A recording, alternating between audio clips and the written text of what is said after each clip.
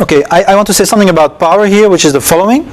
So I distinguish, this comes from a book called Protocol, about power in distributed networks. And a friend of mine kind of added two more things, and we worked on it together, so this is the result. So the idea is that we first had a situation where only the elites had distributed networks, the multinationals. Yeah. And we now have a situation where everybody has access to distributed networks. And because the power in a distributed network is not in a hierarchy, there's nobody there to tell you what to do. So where's the power? I'll give you an example. YouTube.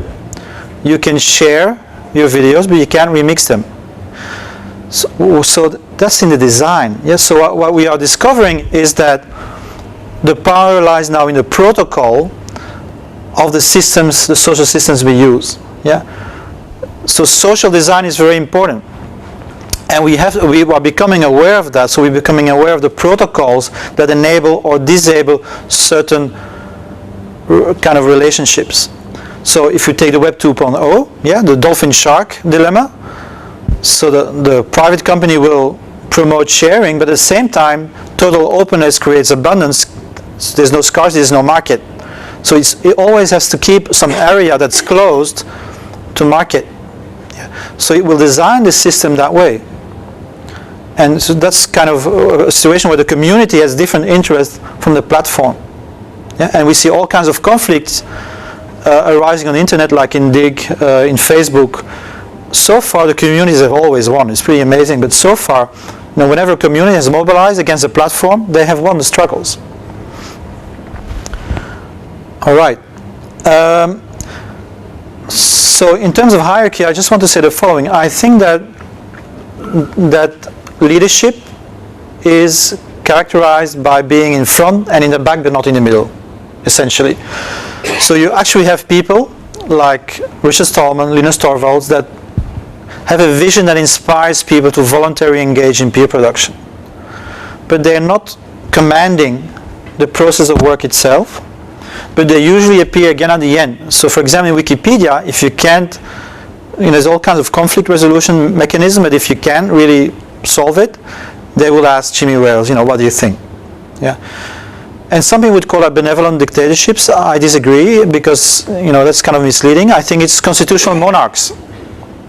They pretty much play the same role as a constitutional king. He has prestige, and therefore it's an arbiter. It appears at the end. But they're totally absent from the actual process of production itself. Okay, so if I claim, I make the strong claim that peer production is more productive than for-profit production. Why do I say that? I say that because we have changes in motivation and cooperation that are integrated in peer production, which are the following. So let's first look at cooperation. Yeah, in a feudal tributary imperial system, it's coercive.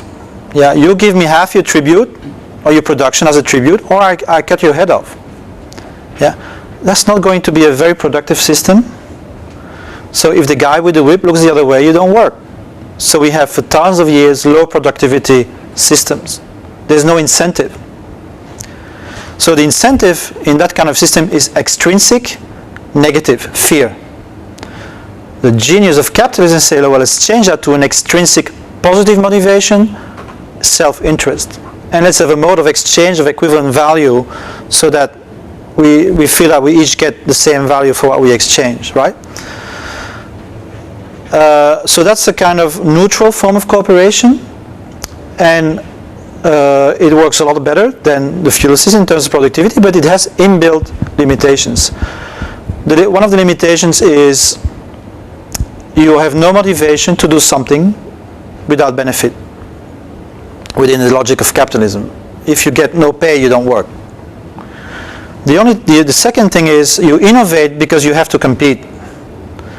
But because there's a tendency to monopoly, you don't innovate.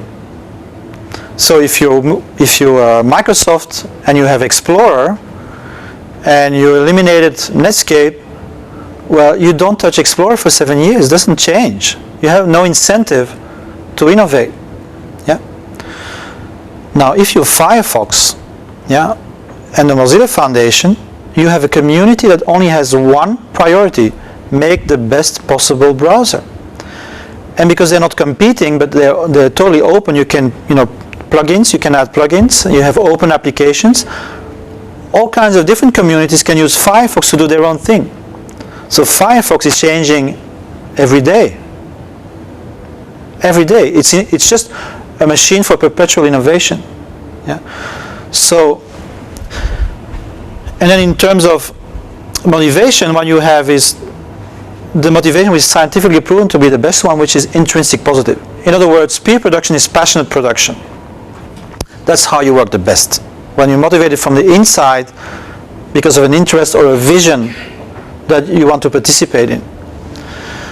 And the other advantage is the following: you create directly for use value, and you don't have the limitation of externalities. Yeah? So that's the big problem of capitalism, is the transaction itself is the only logic that counts. So it's a win-win for you and me. But maybe I'm selling you a Kalashnikov.